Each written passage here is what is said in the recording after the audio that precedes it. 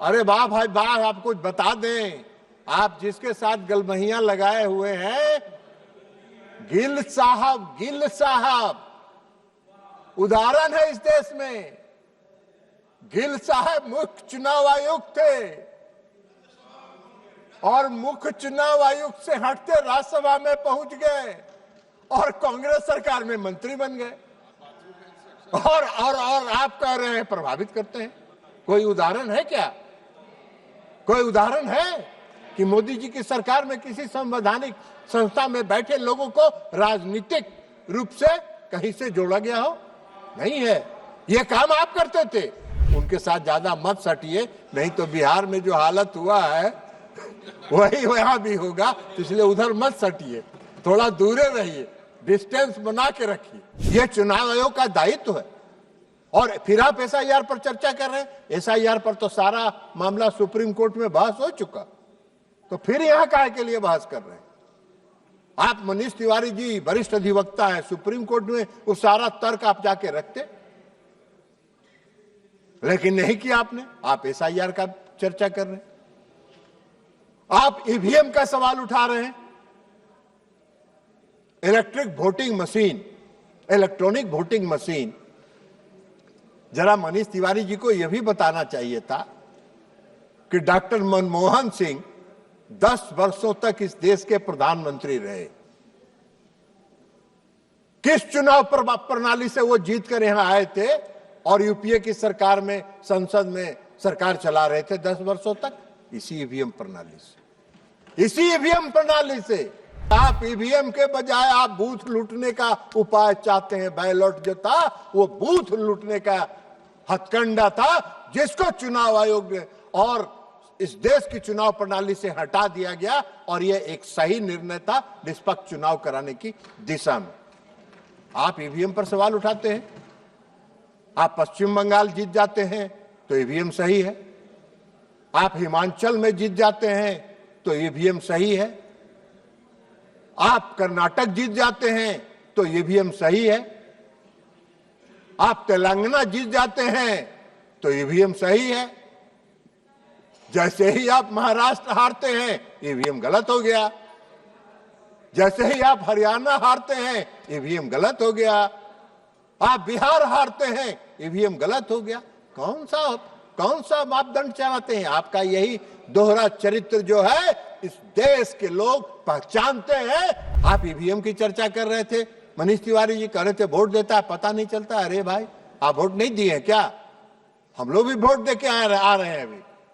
EVM जब आप button दबाते हैं तो वीवीपैट दबता है, और वीवीपैट का जो सिग्नल है वो बताता है कि आपने किसको वोट दिया, और तब उसके बाद आप बूथ से बाहर निकलिए। आप क्या बात कर रहे हैं? कौन सा कुतर्क कर रहे हैं? तब आप पर कुछ जनता का भरोसा होगा। वैसे मेरा एक सुझाव है, अभी प्रधानमंत्री जी, आदरणीय प्रधानमंत्री जी ने एक सलाह दिया है, कहा है कि भाई हम मुफ्त टिप्स देने के लिए तैयार हैं।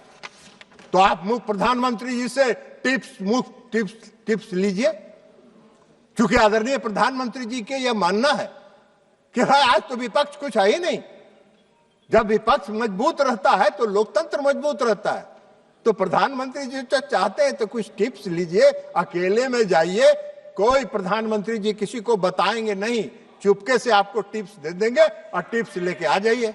अभी माननीय विरोधी दल के नेता एसआईआर पर पदयात्रा कर रहे थे पूरे बिहार में, भारी पदयात्रा कर रहे थे, और पदयात्रा में दरभंगा में गए तो इनकी रैली में इस देश के प्रधानमंत्री नरेंद्र मोदी जी को भद्दी भद्दी गालियां दी गई। उनके स्वर्गीय माता जी को भद्दी भद्दी गालियां दी गई। आपने एक बार भी उस घटना को कंडेम नहीं किया, आपने नैतिकता के आधार पर नहीं किया, आपने उसको भी नहीं कहा कि हम इसकी घटना की भर्त्सना करते हैं, और आप चर्चा करते हैं। कौन सा मिसलीड कर रहे हैं? कोई मिसलीड नहीं कर रहे हैं, सत्य है। सब नहीं किया, दिखाइए। नहीं किया, किसी ने नहीं किया, किसी ने नहीं किया। तारिक साहब, आपका जमीन भी खसक गया इस बार चुनाव में, चिंता मत करिए। गोगोई जी, आपका जो कारनामा है, उस कारनामे के कारण आप 27 से 19 पर आए, 19 से अबरी 6 पर पहुंच गए हैं, 6 पर पहुंच गए हैं। अगर यही रहा तो 0 पर, लड्डू पर पहुंचिएगा, लड्डू पर पहुंचिएगा। जरा सुधार अपने आप में करिए, सकारात्मक रोल में आइए। इनके एगो सहयोगी थे, पूरा अपना शपथ ग्रहण का तिथि घोषित कर दिए कि फलना तारीख को हम शपथ ग्रहण लेने के लिए राजभवन जा रहे हैं। स्वघोषित मुख्यमंत्री अपने को बना दिए। अब उनका हश्र जानिए सभापति महोदया, 79 से 25 पर आ गए, 25 पर आ गए। जनता ने SIR को, भारी SIR के विरोध में महान पदयात्रा किया विरोधी दल के नेता से, और जहां जहां पदयात्रा किए उस जिला में एको गो सीट नहीं मिला। पूरा जिला का जिला साफ हो गया। संविधान का किताब लेके आते थे, ऐसे ऐसे दिखाते थे इस सदन में, रोज संविधान का किताब ऐसे ऐसे दिखाते थे। आम सभा में जब जाते थे, रैली में संविधान पढ़ते थे, पूरा संविधान दिखा, देखो ये संविधान है, आपने देख लिया ये संविधान है। आजकल वो किताब लेके नहीं आ रहे हैं, कहे कि टोटल बात उस संविधान के विरुद्ध कर रहे हैं। आप लोगों से आग्रह करेंगे, इनका साथ छोड़िए, जितना दिन इनके साथ रहिएगा सबका भट्ठा बैठेगा, कुछ नहीं मिलने वाला है। अब ये हंस रहे हैं, मुख्यमंत्री का शपथ लेने वाले पार्टी के नेता माननीय अभय जी हंस रहे हैं। अब 79 से 25 पर आ गए, तब क्या करिएगा अभय जी? जनता का निर्णय स्वीकार करिए। महोदय, हम लोग चुनाव सुधार पर चर्चा कर रहे हैं। हालांकि हमारे देश की जो चुनाव प्रणाली है वो पूरी दुनिया में सर्वश्रेष्ठ चुनाव प्रणाली है, और आज हमारे देश की चुनाव प्रणाली की चर्चा पूरे विश्व में होती है कि पूरी निष्पक्षता के साथ इस देश में चुनाव होता है। लेकिन फिर भी चुनाव प्रक्रिया में कोई और भी कितनों अच्छा से अच्छा हो, उसमें कोई न कोई सुधार की गुंजाइश होती है, और इसलिए हम लोग इस चुनाव सुधार पर चर्चा कर रहे हैं। हम सब लोग यह उम्मीद कर रहे थे कि विपक्ष की तरफ से यह आएगा कि अभी जो वर्तमान चुनाव प्रणाली है उसमें क्या सुधार की गुंजाइश है और क्या बेहतर बनाया जा सकता है, तो यह चर्चा उस पर सीमित होनी चाहिए थी। लेकिन हम सुन रहे थे कांग्रेस पार्टी के हमारे साथी मनीष तिवारी जी का भाषण। मनीष तिवारी जी, छोड़ दीजिए ना भाई आप, मनीष तिवारी जी वकील भी और वरिष्ठ वकील है। कम से कम जब उन्होंने चर्चा प्रारंभ किया तो मुझको लगा कि कोई सकारात्मक सुझाव इनकी तरफ से आएगी और ऐसा कोई सुझाव देंगे जिससे चुनाव की प्रणाली में और क्या सुधार की गुंजाइश किया जा सकता है। लेकिन उनका भाषण जब हमने सुना तो मुझको आश्चर्य हुआ कि एक वरिष्ठ अधिवक्ता होते हुए भी जिन सवालों को उन्होंने उठाया उस सवाल का इस सदन से कोई लेना देना नहीं है। उन्होंने चर्चा प्रारंभ किया चुनाव आयोग पर। महोदय, आप सबको मालूम है, हम सबको मालूम है कि चुनाव आयोग एक संवैधानिक संस्था है और संवैधानिक संस्थाओं के कार्यकलाप पर हम यहां चर्चा नहीं कर सकते हैं। लेकिन फिर भी वो चुनाव आयोग के कार्यकलाप पर चर्चा कर रहे थे, अब उस पर प्रवचन दे रहे थे। अभी नहीं है, चले गए। लेकिन हम समझते हैं, मैंने हमको आश्चर्य हुआ इस बात से कि मनीष जी जैसा विद्वान आदमी, पढ़ा लिखा आदमी, जिसको संविधान का पता है, वो भी चर्चा कर रहे हैं। तो इसलिए उन्होंने चुनाव आयोग के सवाल पर चर्चा किया जिसका यहां कोई गुंजाइश नहीं है। हाँ, उन्होंने कहा कि चुनाव आयोग को प्रभावित किया जाता है। चुनाव आयोग को हम लोग प्रभावित नहीं करते हैं। इस देश के प्रधानमंत्री आदरणीय नरेंद्र मोदी जी की सरकार कभी किसी संवैधानिक संस्थाओं के कार्यकलाप में कोई हस्तक्षेप नहीं करती है। आप करते थे। अरे वाह भाई वाह, आप कुछ बता दें। आप जिसके साथ गलमहियां लगाए हुए हैं, गिल साहब उदाहरण है इस देश में। गिल साहब मुख्य चुनाव आयुक्त थे और मुख्य चुनाव आयुक्त से हटते राज्यसभा में पहुंच गए और कांग्रेस सरकार में मंत्री बन गए। और आप कह रहे हैं प्रभावित करते हैं। कोई उदाहरण है क्या? कोई उदाहरण है कि मोदी जी की सरकार में किसी संवैधानिक संस्था में बैठे लोगों को राजनीतिक रूप से कहीं से जोड़ा गया हो? नहीं है। ये काम आप करते थे। उसके आगे भी क्या बता देंगे कि जो सर्वोच्च न्यायालय में बैठे हुए एक जज थे, उनको भी राज्यसभा में लाए थे, कांग्रेस पार्टी ने लाया था। तो इसलिए वो छोड़ दीजिए। ये काम आपका है और ये काम मुख्य तौर पर आपका नहीं है। आप तो नहीं है, आप बेकार उसमें कर रहे हैं। उनके साथ ज्यादा मत सटिए, नहीं तो बिहार में जो हालत हुआ है वही वहां भी होगा। तो इसलिए उधर मत सटिए, थोड़ा दूरे रहिए, डिस्टेंस बना के रखिए। तो इसलिए महोदया हम कह रहे हैं कि मनीष तिवारी जी ने चुनाव आयोग पर, हमारा काम नहीं है वो। ये संसद पर चुनाव आयोग के कार्यकलाप पर चर्चा नहीं हो सकती है। लेकिन फिर भी बोल रहे हैं, विद्वान है तो बोल रहे हैं। अब विद्वान को कौन रोकेगा भाई? विद्वान है तो जो बोलेगा वही विद्वता में माना जाएगा। अब आप एक बात बताइए कि उन्होंने एसआईआर की चर्चा की। एसआईआर का चर्चा करने का ये सदन में हमको चर्चा करने का हक नहीं है। ये हमारा सरकार का फैसला नहीं है। ये मोदी जी की सरकार का फैसला नहीं है एसआईआर कराने का।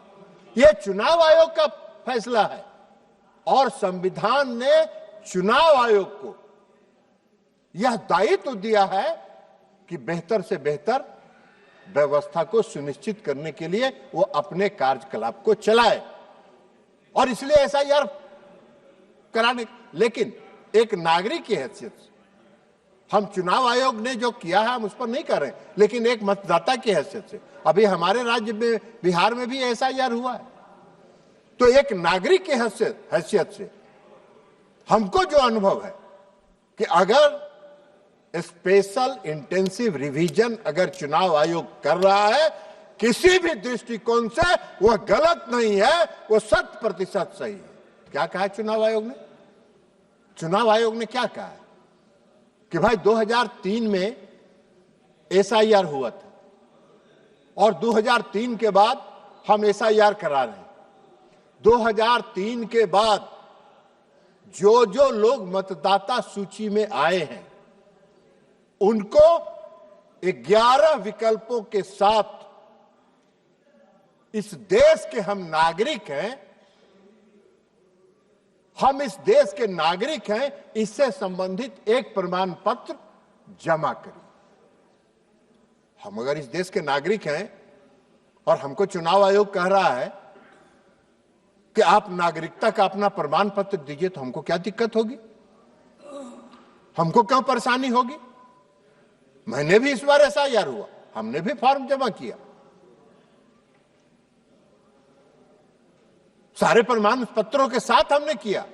अब इनके लिए दिक्कत है कि जो इस देश का नागरिक नहीं है। महोदय, हम आपको एक बात बता देते हैं, जब एसआईआर की प्रक्रिया शुरू हुई तो बिहार में 2 जिले ऐसे हैं जिन जिलों में 5 लाख लोग से ज्यादा लोगों ने 3 महीने में नागरिकता प्रमाण पत्र के लिए आवेदन किया। वो कौन थे भाई? कौन थे वो कौन थे? और अगर ऐसे लोगों को सत्यापित करने का काम चुनाव आयोग कर रहा है तो चुनाव आयोग क्या कर रहा? एक नागरिक की हैसियत से हम इस बात को कह सकते हैं। 11 विकल्प में आपको एक विकल्प भी दे सकते थे। यह चुनाव आयोग का दायित्व है। और फिर आप एसआईआर पर चर्चा कर रहे हैं। एसआईआर पर तो सारा मामला सुप्रीम कोर्ट में बहस हो चुका, तो फिर यहां काहे के लिए बहस कर रहे हैं? आप मनीष तिवारी जी वरिष्ठ अधिवक्ता है, सुप्रीम कोर्ट में वो सारा तर्क आप जाके रखते, लेकिन नहीं किया आपने। आप एसआईआर का चर्चा कर रहे हैं, आप ईवीएम का सवाल उठा रहे हैं। इलेक्ट्रॉनिक वोटिंग मशीन, जरा मनीष तिवारी जी को यह भी बताना चाहिए था कि डॉक्टर मनमोहन सिंह 10 वर्षों तक इस देश के प्रधानमंत्री रहे। किस चुनाव प्रणाली से वो जीत कर यहां आए थे और यूपीए की सरकार में, संसद में सरकार चला रहे थे 10 वर्षों तक? इसी ईवीएम प्रणाली से। इसी ईवीएम प्रणाली से आप अगर 10 साल तक सरकार चला लिए, आपको अगर 10 साल तक बिहार देश की जनता ने आपको अगर सत्ता में बैठा दिया तो ईवीएम ठीक है, और लगातार प्रयास करने के बाद भी आपको जनता स्वीकार नहीं कर रही है तो ईवीएम गलत है। अरे आप ईवीएम के बजाय आप बूथ लूटने का उपाय चाहते हैं। बैलेट जो था वो बूथ लूटने का हथकंडा था, जिसको चुनाव आयोग ने और इस देश की चुनाव प्रणाली से हटा दिया गया, और यह एक सही निर्णय था निष्पक्ष चुनाव कराने की दिशा में। आप ईवीएम पर सवाल उठाते हैं। आप पश्चिम बंगाल जीत जाते हैं तो ईवीएम सही है, आप हिमाचल में जीत जाते हैं तो ईवीएम सही है, आप कर्नाटक जीत जाते हैं तो ईवीएम सही है, आप तेलंगाना जीत जाते हैं तो ईवीएम सही है। जैसे ही आप महाराष्ट्र हारते हैं ईवीएम गलत हो गया, जैसे ही आप हरियाणा हारते हैं ईवीएम गलत हो गया, आप बिहार हारते हैं ईवीएम गलत हो गया। कौन सा मापदंड चाहते हैं? आपका यही दोहरा चरित्र जो है इस देश के लोग पहचानते हैं, और आपके दोहरा चरित्र जो है उस पर कभी देश के लोग भरोसा नहीं करते। यही कारण है। अब मनीष तिवारी जी बोल रहे थे एसआईआर पर। मनीष तिवारी जी तो विद्वान वकील है, संविधान की धारा 326 पढ़ा होगा उन्होंने। अभी ये कल्याण बनर्जी साहब चले गए, 327 संविधान का 327 पढ़ रहे थे, 326 पढ़े ही नहीं।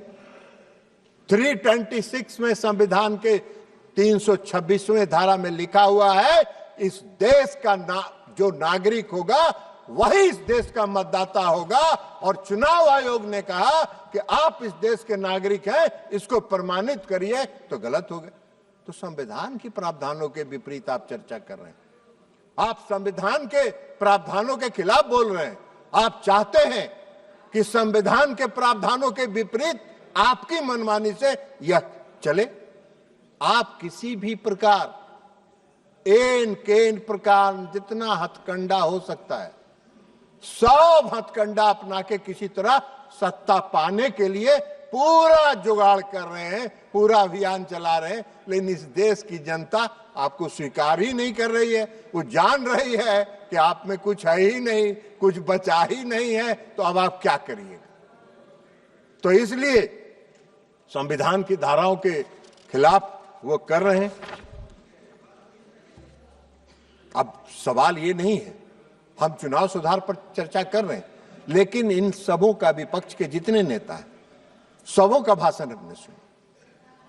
सबों का भाषण चुनाव सुधार करने के बजाय चुनाव की जो वर्तमान सर्वश्रेष्ठ प्रणाली है उसको कैसे तहस नहस कर दिया जाए, उसको कैसे प्रभावित करने का रास्ता खोल लिया जाए, इसकी चर्चा कर रहे हैं। आप ईवीएम की चर्चा कर रहे थे, मनीष तिवारी जी कह रहे थे वोट देता है पता नहीं चलता। अरे भाई, आप वोट नहीं दिए क्या? हम लोग भी वोट देके आ रहे हैं। अभी ईवीएम जब आप बटन दबाते हैं तो वीवीपैट दबता है, और वीवीपैट का जो सिग्नल है वो बताता है कि आपने किसको वोट दिया, और तब उसके बाद आप बूथ से बाहर निकलिए। आप क्या बात कर रहे हैं? कौन सा कुतर्क कर रहे हैं?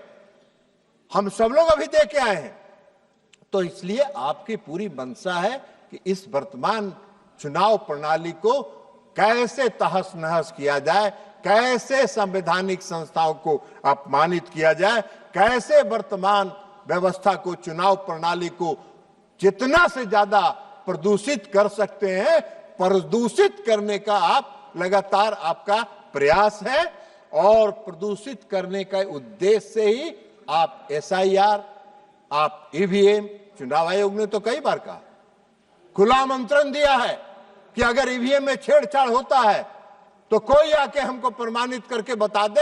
आप कभी जाते ही नहीं है, आप कभी नहीं जाते हैं। जब चुनाव आयोग कहता है कि एफिडेविट करके दीजिए, तो विरोधी दल के नेता कच्ची गली पकड़ लेते हैं, कच्ची गली से निकल लेते हैं। तो ये कच्ची गली से निकलने के बजाय पक्की गली पकड़िए। पक्की गली पकड़िएगा तभी जनता का कुछ भरोसा आप पर होगा, और तब आप पर कुछ जनता का भरोसा होगा। वैसे मेरा एक सुझाव है, अभी प्रधानमंत्री जी, आदरणीय प्रधानमंत्री जी ने एक सलाह दिया है, कहा है कि भाई हम मुफ्त टिप्स देने के लिए तैयार हैं। तो आप प्रधानमंत्री जी से मुफ्त टिप्स लीजिए, क्योंकि आदरणीय प्रधानमंत्री जी के यह मानना है कि भाई आज तो विपक्ष कुछ है ही नहीं। जब विपक्ष मजबूत रहता है तो लोकतंत्र मजबूत रहता है। तो प्रधानमंत्री जी तो चाहते हैं तो कुछ टिप्स लीजिए, अकेले में जाइए, कोई प्रधानमंत्री जी किसी को बताएंगे नहीं, चुपके से आपको टिप्स दे देंगे और टिप्स लेके आ जाइए और उस पर काम करिए। तो ये तो काम है नहीं। अभी बिहार चुनाव हुआ है, अभी बिहार चुनाव हुआ है, बड़ा शिल्पों मचा रहे थे। अभी माननीय विरोधी दल के नेता SIR पर पदयात्रा कर रहे थे, पूरे बिहार में भारी पदयात्रा कर रहे थे, और पदयात्रा में दरभंगा में गए तो इनकी रैली में इस देश के प्रधानमंत्री नरेंद्र मोदी जी को भद्दी भद्दी गालियां दी गई, उनके स्वर्गीय माता जी को भद्दी भद्दी गालियां दी गई। आपने एक बार भी उस घटना को कंडेम नहीं किया, आपने नैतिकता के आधार पर नहीं किया, आपने उसको भी नहीं कहा कि हम इसकी घटना की भर्त्सना करते हैं, और आप चर्चा करते हैं। कौन सा मिसलीड कर रहे हैं? कोई मिसलीड नहीं कर रहे हैं, सत्य है। सब नहीं किया, दिखाइए। नहीं किया, किसी ने नहीं किया, किसी ने नहीं किया। तारिक साहब, आपका जमीन भी खसक गया इस बार चुनाव में, चिंता मत करिए। किसी ने कंडेम नहीं किया, किसी ने इसकी भर्त्सना तक नहीं की। और आप बात कर रहे हैं कांग्रेस पार्टी का नेता है, वो कांग्रेस पार्टी का नेता है, वो टिकटार्थी था विधानसभा के चुनाव में, उसको टिकट मिल भी गया। बाद में इन लोगों ने कहा कि बड़ा गड़बड़ हो जाएगा, उसका टिकट बदल दो, तो अंतिम समय में इन लोगों ने टिकट बदल दिया। ये तो इनका चरित्र है। वो भी हार गया, जिसको बदले वो भी हार गया। तो इसलिए महोदया, इनका जो कारनामा है, गोगोई जी, आपका जो कारनामा है, उस कारनामे के कारण आप 27 से 19 पर आए, 19 से अबरी 6 पर पहुंच गए हैं, 6 पर पहुंच गए हैं। अगर यही रहा तो 0 पर, लड्डू पर पहुंचिएगा, लड्डू पर पहुंचिएगा। जरा सुधार अपने आप में करिए, सकारात्मक रोल में आइए। इनके एगो सहयोगी थे, पूरा अपना शपथ ग्रहण का तिथि घोषित कर दिए कि फलना तारीख को हम शपथ ग्रहण लेने के लिए राजभवन जा रहे हैं। स्वघोषित मुख्यमंत्री अपने को बना दिए। अब उनका हश्र जानिए सभापति महोदया, 79 से 25 पर आ गए, 25 पर आ गए। तो ये हश्र है। यही हाल है। इस देश की जनता का भरोसा आप पर नहीं है, इस देश की जनता का विश्वास आप में नहीं है। आप बात करते हैं, कहीं पे निगाहें, कहीं पे निशाना, चुनाव सुधार पर चर्चा, और उसके बहाने चुनाव आयोग पर और SIR पर चर्चा। जो इस देश की जनता ने SIR को भारी एसआईआर के विरोध में महान पदयात्रा किया विरोधी दल के नेता से, और जहां जहां पदयात्रा किए उस जिला में एको गो सीट नहीं मिला, पूरा जिला का जिला साफ हो गया। तो ये इनका है कारनामा। तो इसलिए महोदया, हम आपसे ये कहना चाहेंगे कि हम ये चाहेंगे कि जो चुनाव की हमारी जो है उसको कंस्ट्रक्टिव वे में आप ले चलें, उसको सकारात्मक दीजिए। और प्रधानमंत्री जी मजबूत लोकतंत्र चाहते हैं, प्रधानमंत्री जी चाहते हैं कि विपक्ष मजबूत रहे, और इसलिए प्रधानमंत्री जी ने विरोधी दल के नेता को ऑफर किया है। पहले को संविधान का किताब लेके घूमते थे सभापति महोदय, संविधान का किताब लेके आते थे, ऐसे ऐसे दिखाते थे इस सदन में, रोज संविधान का किताब ऐसे ऐसे दिखाते थे। आम सभा में जब जाते थे रैली में संविधान पढ़ते थे, पूरा संविधान दिखा, देखो ये संविधान है, आपने देख लिया ये संविधान है। आजकल वो किताब लेके नहीं आ रहे हैं, कहे कि टोटल बात उस संविधान के विरुद्ध कर रहे हैं, संविधान की धारा का 326 के विरुद्ध बोल रहे हैं, आर्टिकल 326 के खिलाफ बोल रहे हैं, तो संविधान के खिलाफ ही ना बोल रहे हैं, तो संविधान का धज्जी उड़ा रहे हैं। वैसे हमको आश्चर्य नहीं है आपके संविधान की धज्जी उड़ाने में, हम लोग भुक्तभोगी रहे हैं। 1975 में जब इस देश में आपातकाल लाके आपने पूरे संविधान का धज्जी उड़ा के उसको कूड़ेदान में फेंक देने का काम किया, ये वही कांग्रेस पार्टी है। और फिर से संविधान की धज्जी कांग्रेस पार्टी उड़ा रही है, कांग्रेस पार्टी संविधान की धज्जी उड़ा रही है। तो इसलिए चुनाव सुधार के मेरे ख्याल से, हाँ, मैडम के आदरणीय पिताजी, स्वर्गीय पिताजी करुणानिधि साहब भी जेल में चले गए थे, उनको भी उठा के जेल में बंद कर दिया था। हम लोग उस समय जेल में थे, उनके प्रति काफी सम्मान रहा है, उनके प्रति काफी रेस्पेक्ट था, और इसलिए, लेकिन अब क्या करेंगे, मजबूरी है कि उनकी पार्टी भी उनके साथ लगी हुई है। हम आप लोगों से आग्रह करेंगे, इनका साथ छोड़िए, जितना दिन इनके साथ रहिएगा सबका भट्ठा बैठेगा, कुछ नहीं मिलने वाला है। अब ये हंस रहे हैं, मुख्यमंत्री का शपथ लेने वाले पार्टी के नेता माननीय अभय जी हंस रहे हैं, अब 79 से 25 पर आ गए, तब क्या करिएगा अभय जी? जनता का निर्णय स्वीकार करिए, गले लगाइए। हाँ, हम 7 से बढ़ते चले गए, घटने का काम नहीं हुए, चिंता मत करिए। और इसलिए महोदया, मैं मानता हूं कि हमारा जो चुनाव प्रणाली है, हमारी जो चुनाव प्रक्रिया है, वो विश्व में सर्वश्रेष्ठ है, इसमें किसी सुधार की आवश्यकता नहीं है। और जो विपक्ष की तरफ से यह लाया गया है, कहीं पे निगाहें, कहीं पे निशाना, चुनाव सुधार के नाम पर संवैधानिक संस्थाओं पर हमला है, जिसको स्वीकार इस देश की जनता नहीं करेगी। बहुत बहुत धन्यवाद।